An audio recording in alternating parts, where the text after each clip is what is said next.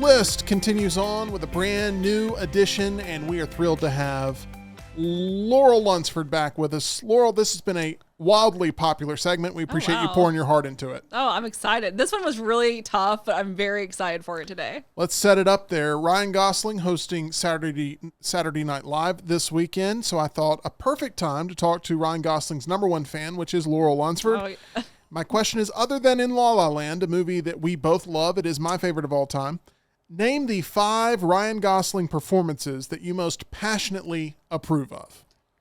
Okay, starting off number 5. First of all, I will say, the one that didn't make the list, but I will say recommended, is Lars and the Real Girl. That's his first Oscar nomination. It's a really good movie.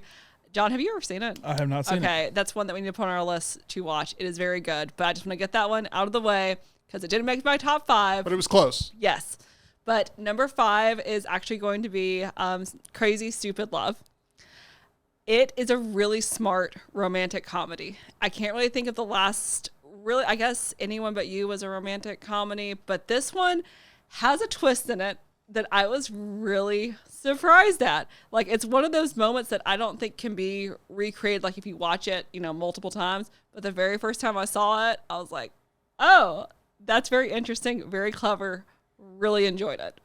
And he does a particular move in this movie. It's very GIF worthy too, I feel like. That makes a lot of people very excited to watch this.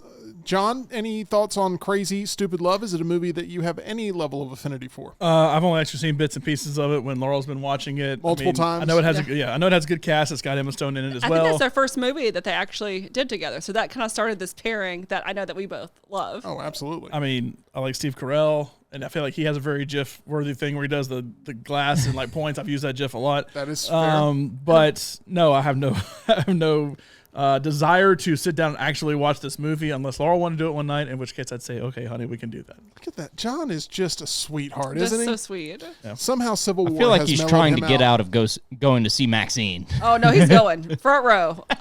Just imagine if Ryan Gosling was in it. Oh, then we'd be there opening night beforehand. John, what was your favorite thing about Maxine? The fact I got to sit next to Laurel and she's the love of my life. All right. Really quickly here, and I should have asked this first, Laurel. What is it about Ryan Gosling that you think makes him not only an outstanding performer, but one of the most versatile we have? I think it's because he has such a diverse resume, and he is one of those people that does different projects. Like, how do you go from La La Land to then doing First Man, where he's playing, first person to go to the moon, but then he turns around and does Blade Runner, where he's playing basically a robot. You go from La La Land, where he's this, jazz artist that's in love, and then, I like the other projects I mentioned. I feel like he's on there with the level of like Leo or Bradley Cooper, who I know that you both really like. But I feel like he can do all of those roles that they do, but I'm not sure they can do the roles that he does, if that makes sense. Let's go to number 4. I have a feeling we'll be talking a lot more about the roles in which Ryan Gosling has perfected. I'm silently rooting for one particular role to make the list. We'll see if it does. Where are we going with number 4? This one's depressing. It's depressing, but it's good. And it's Blue Valentine. Oh, I love this movie, but that's not the pick I thought. It is it's very I saw recently where he said that when he was filming Barbie, he said that it was such like the vibe of the movie was so happy, but what he was doing in the movie made him just so exhausted because you're thinking about all these existential things and he just had to lie down. He said the only other time he's had to feel that way was when he was filming this movie. And I think it's really good. I think, like I said, it's depressing. His character literally in the movie spends a lot of the time just lying down. Yes. Trying to contemplate his whole entire life. That was kind of what got him back because he kind of goes on breaks. If you've noticed that he'll do a bunch of movies, then take a little bit of a break, then he'll come back. This was one that kind of got him back into the awards circuit. I don't think he was nominated for an Oscar, but I know Michelle Williams was, and it's a good movie. Is it a good date movie? Because I would argue it is one of the worst date movies you can possibly watch. Like I said, it's depressing. It's got a lot. It's got a lot to it. But I think that his acting in it, I agree, excellent. Totally agree. Definitely worthy of the list. Where are we going for number 3?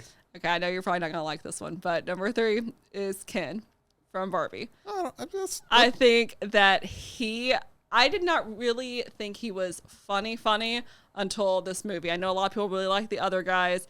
That one was okay for me. The Nice Guys. Nice Guys. Nice Guys. I mix them up too. Yeah. It's not the first time. I think that this showed comedy, and I think that he just kind of became this role. And of course, he got the Oscar nomination for it. This is the movie that I will look forward to when I say, look at Leonardo DiCaprio. I'm not sure he could have played this part. I don't know if Bradley Cooper could have played that part. Whereas I can see him playing, and another movie that I think he would have, I think he's a little too young in watching this movie. I think he would have been great in Once Upon a Time in Hollywood as Brad Pitt's role. I don't know. I think I would have liked him better in the Leo role, to be Or honest. that role. Either one. Probably in the Leo role only because I feel like the Brad Pitt role was him He had to be aging, older. and it would be a Yeah. little too hard. But I feel like the comedy that he kind of Yes. brings to that is something kind of similar. vibe. Yeah. But I thought that he was a perfect kid. Yeah, he plays awkward very well, and it looks like he's going to be doing that again in The Fall Guy, Yeah. which comes out here very soon. We'll have a review of on the Meltdown channel. There's only 2 spots left. La La Land is exempt from the list due to my own rules. And gosh, so many, I can think of just off the top of my head, so many great performances from him because he is so versatile.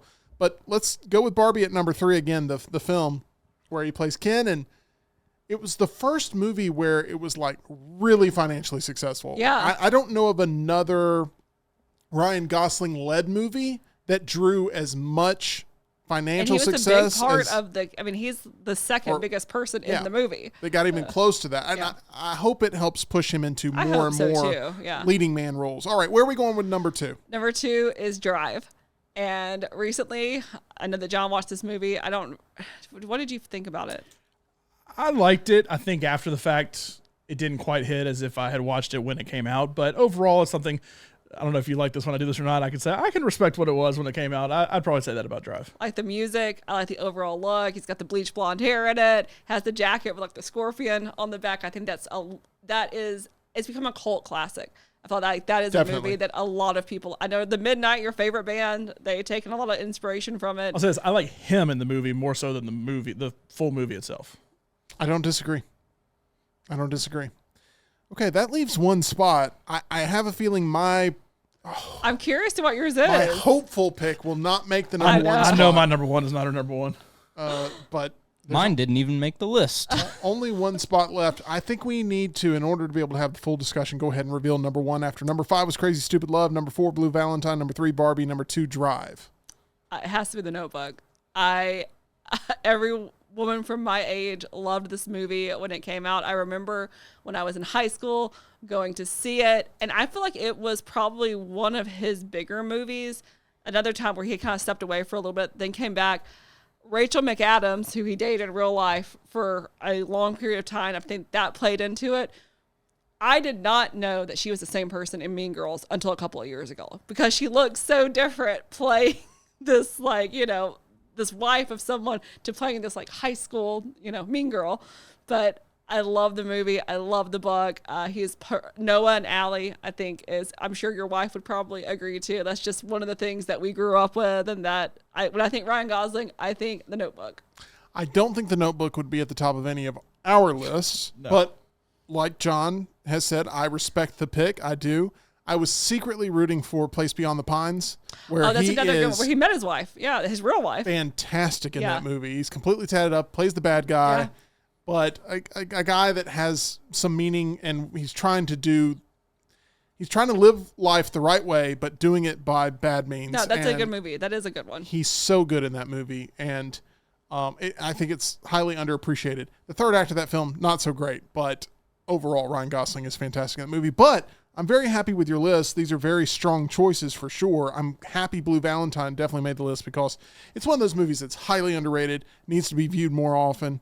But overall, I'm really happy with I Laurel's also like list. that movie that he did with George Clooney, but I don't ever hear that. The Ides of March. Yeah, that movie's pretty good too. It was I alright. never Tim- heard. Oh, I love the That was Ides one of the March. first movies Tim was like, you have got to watch this Love movie. that movie. That's another good It one. was good, not great to me, but I did like it. It probably would just miss my list. And of course, Tyler was talking about before. Remember the Titans. I think everyone remembers him. Remember the Titans would definitely be on my list. One that would be on my list that hasn't been mentioned so far is The Big Short. Oh yeah. To me, that's a good one. to me, That's a good that's one. kind of where he got his comedy start because I feel like he was almost kind of comic relief, whereas Steve Carell was serious, Christian Bale was serious, but every time he popped on as like the narrator, kind of trying to make it funny along the way. Absolutely solid choices, and I can't wait to see what else he produces. The scary thing about Ryan Gosling is I feel like there is so much more left in the tank that we have not yet seen. Yeah. And that is one reason I wanted us to have this conversation on Laurel's list. Tyler, are there any Ryan Gosling performances that you really want to pinpoint as something that stood out strongly to you? Whoopsies. My favorite is Lars and the Real Girl. It was Laurel's honorable mention. And then Drive has been on my watch list forever now. I think you'd love it. I would You love it. Like it. Yes. I think you'd love Yeah, I it. think you'd like it. All right, I'll watch that this weekend along with Kindergarten Cop. Yes, we'll have a retro review of Kindergarten Cop coming on the channel right here on The Meltdown. Laurel, thank you so much for contributing thank you for here. having me. Laurel's list is one of the most fun things we do every week, and we appreciate all of you for being along for the journey here on The Meltdown. John, there's one place we want to send everybody each and every time we get a chance to tell them about our title sponsor. That's MyBookie. Hey, Ryan Gosling hadn't won an Oscar yet, but when that time comes, you can bet on that when it comes to the Academy Awards. If he ever does win one at mybookie.ag, just use promo code NEXTROUND, get that first deposit bonus on us. Bet anything, anytime, anywhere with our friends at MyBookie. Another Laurel's list will soon debut. I promise you that right here on this lovely little experiment that we call The Meltdown. Make sure you like this video and subscribe to the channel.